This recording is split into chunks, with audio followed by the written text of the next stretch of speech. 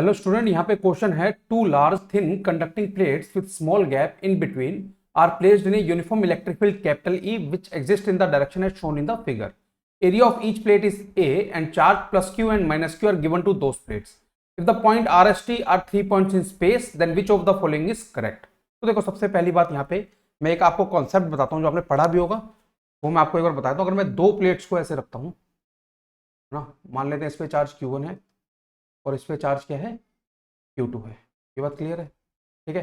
तो इनकी outer surface पे कितना चार्ज आ जाता है? इनकी एवरेज का हाफ। ठीक है ना, इनकी आउटर सरफेस पे कितना आ जाता है? इनके एवरेज का हाफ आ जाता है। ठीक है। और इनर में कितना आ जाता है? इनर में कितना आ जाएगा आप खुद ही देख लो। इनके इनर में आ जाएगा Q1 minus Q2 divided by 2। इनके डिफरेंस का हाफ आ जाएगा। ठीक है, Q1 माइनस Q2 बाई 2, और यहाँ पे क्या आ जाएगा? Q2 minus Q1 by 2। बात क्लियर है? ठीक है। यहाँ ऐसा भी कह सकते हैं कि इनर में अपोजिट आ जाता है ना, क्योंकि यहाँ पे कितना है Q1 माइनस Q2 बाई 2 और यहाँ पे कितना है minus of Q1 minus Q2 by 2 inner में। ठीक है ना, यहाँ पे बात क्लियर है? इस तरीके से। तो ये तो बहुत बेसिक है जो हमें पता होना चाहिए। लेकिन जब हम बात करते हैं इलेक्ट्रिक फील्ड की, मान लीजिए जब मैं बात करूंगा कि ऊपर वाली प्लेट जो मैंने जो ओरिजिनल बनाई है, जहाँ पे Q1 और Q2 चार दो प्लेट को दिए, अगर मैं यहाँ पे फील्ड देखूंगा Q1 के कारण, ठीक है, तो उस फील्ड का मैग्नीट्यूड कितना आएगा? मैं E1 ले लेता हूं, वो हमेशा आने वाला है Q1 बाय कितना आएगा? Q1 by 2A epsilon not. ठीक है, चाहे इस पॉइंट की बात करूं, चाहे यहां पे मैं E1 की बात करूं, चाहे मैं यहां पे E1 की बात करूं, मैग्नीट्यूड कितना आने वाला है हर जगह पे? Q1 by 2A epsilon naught. It doesn't matter, it doesn't matter कि जो डिस्ट्रीब्यूशन हुआ है प्लेट्स के दोनों तरफ, जो डिस्ट्रीब्यूशन हुआ है यहाँ Q1 का, वो कैसे हुआ है, ये मैटर नहीं करता, है ना।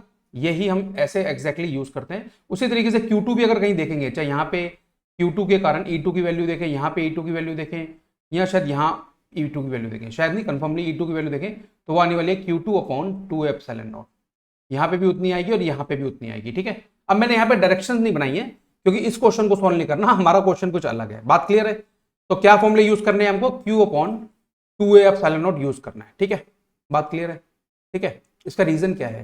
इसका रीजन ये है कि जो डिस्टेंसेस आसपास लिए जाते हैं ना, they are very close as compare to the dimension of the plate. यानी कि प्लेट का साइज बहुत अच्छा खासा होता है और आसपास जो डिस्टेंस लिए गए हैं प्लेट से, उन पॉइंट्स के जहां पे फील्ड निकालनी है, वो बहुत छोटे होते हैं। ठीक है ना, तो उस केस में हम ये यूज करते हैं। बेसिकली ये भी नहीं होता, होता है क्या है, ये सिग्मा अपॉन 2 एप्सिलॉन नॉट होता था रिलेशन, है ना, और सिग्मा की value he Q upon A put की जाती है। ये बात क्लियर है आपको सबको? ठीक है। ये जो डिस्ट्रीब्यूशन मैंने आपको बताया है नीचे, ये सिर्फ आपकी नॉलेज के लिए बताया है, इसका कोई यूज नहीं है। डिस्ट्रीब्यूशन कैसा भी हो रहा हो, अगर टोटल चार्ज पे डिपेंडेंट होता है, जो फील्ड का हम फॉर्मुला लिखेंगे वो इस और इस चार्ज पे ही डिपेंडेंट होता है। अब इनकी इन दोनों प्लेट्स के दोनों तरफ कैसे चार्ज डिस्ट्रीब्यूशन हो रहा है, उस पर कुछ ज्यादा मैटर नहीं करता है। ठीक है, अब कुछ भी मैटर नहीं करता, आई मीन। चलिए अब फोकस करते हैं मेन क्वेश्चन पे। ठीक है, चलिए अब प्लस क्यू के कारण जो फील्ड बनेगी, ठीक है, वो मैं ले लेता हूं E1, और माइनस क्यू के कारण जो फील्ड बनेगी उसको मैं ले लेता हूं E2। बात क्लियर है?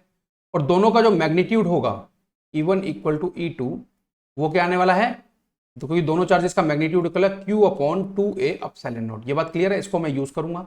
अब पॉइंट R पे अगर मैं बात करूं, तो प्लस क्यू के कारण जो फील्ड बनेगी E1 वो इस तरफ बनेगी, और माइनस क्यू के कारण E2 इधर बनेगी। ये बात क्लियर है? और ई फील्ड एक्सटर्नल जो दी है वो ऐसे बन रही होगी। ये बात क्लियर है?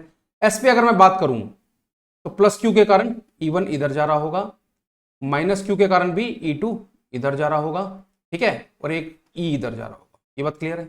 ठीक है, इसमें कोई प्रॉब्लम नहीं है। अब अगर हम बात करते हैं टी पॉइंट की, तो टी पॉइंट पे प्लस क्यू के कारण फील्ड किस तरफ होगी? प्लस क्यू के कारण जो फील्ड होगी, ऑब्वियसली प्लस के कारण अवे आती है।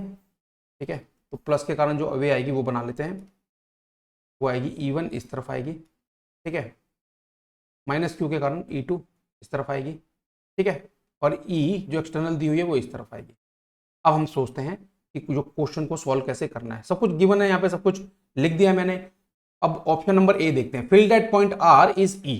देखो R पॉइंट पे क्या होगा, E1 और E2 कैंसिल आउट हो जाएंगी, पता ना, वेक्टर हैं, इनका मैग्नीट्यूड दोनों का सेम है। देखो नीचे मैंने दिखा रखा है Q upon 2A epsilon not है, ये दोनों कैंसिल आउट हो जाएंगी, तो नेट फील्ड जो बचेगी वो E ही बचेगी R पे। ए ऑप्शन एकदम सही है। ऑप्शन बी देखते हैं, field at point S is E। नहीं, एस पे जो फील्ड है वो होगी इस डायरेक्शन में नेट, और वो क्या होगी, तीनों के मैग्नीट्यूड को ऐड कर दो, E plus E1 plus E2, या वेक्टर फॉर्म में तीनों को ऐड कर दो, कोई प्रॉब्लम नहीं है, सेम डायरेक्शन। तो जो बी ऑप्शन है वो गलत है, उन्होंने बोला है कि एस पे फील्ड जो होगी वो सिर्फ कैपिटल ई होगी, ऐसा नहीं है। आगे बढ़ते हैं, बात करते हैं सी की। Field at point T, option number C की बात कर रहा हूं, field at point T is E plus Q upon epsilon naught A. नहीं, टी पे भी यही हो रहा है, ई1 और ई2 कैंसिल आउट हो रहे हैं, सिर्फ ई बच रहा है, ठीक है ना। तो ऑप्शन नंबर सी भी आपका गलत है।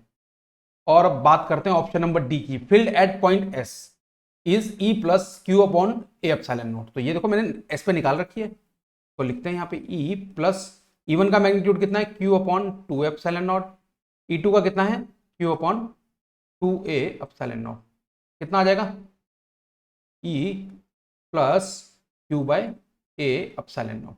ये बात क्लियर है। तो ऑप्शन नंबर डी करेक्ट है। अब सवाल एक और आता है यहाँ पे, बात को ध्यान से समझिएगा। ये तो मैंने सॉल्व कर दिया और हम आंसर इसका ऑलरेडी निकाल चुके हैं, फिर भी आपकी कंफ्यूजन में क्लियर कर दूं यहाँ पे। क्या आप बोलोगे सर अगर चार्ज का डिस्ट्रीब्यूशन हो जाए तो फिर कोई प्रॉब्लम नहीं आएगी? देख लेते हैं। अगर यहाँ पे चार्ज का डिस्ट्रीब्यूशन हमें करना है, ठीक है, तो उस तरीके से भी हम देख के चलते हैं, ठीक है, करके देखें, जल्दी से देखते हैं। ये सिर्फ आपको समझाने के लिए मैं कर रहा हूँ। प्लस क्यू और माइनस क्यू के चार्ज में दोनों का एवरेज कितना आएगा, 0 आएगा। तो बाहर प्लेट्स के आउटसाइड चार्जेस 0 आएंगे, और अंदर में जितना गिवन है प्लस क्यू माइनस क्यू आ जाएगा। ये बात क्लियर है, ठीक है। अब इनके कारण जो फील्ड बनेगी वो नीचे मैंने दी हुई है, यही बनने वाली है ना। E1 और E2 की value Q upon 2 epsilon not ही आएगी, चाहे R पॉइंट की बात करो, चाहे S की बात करो, चाहे T की बात करो। तो आंसर हमारे सेम ही आने वाले हैं जो हम ऑलरेडी सॉल्व कर चुके हैं। तो चार्जेस डिस्ट्रीब्यूशन से कोई फर्क नहीं पड़ता अगर उस प्लेट के कारण आप कहीं पे फील्ड निकाल के, ठीक है। तो I hope I have answered your question. Thank you very much.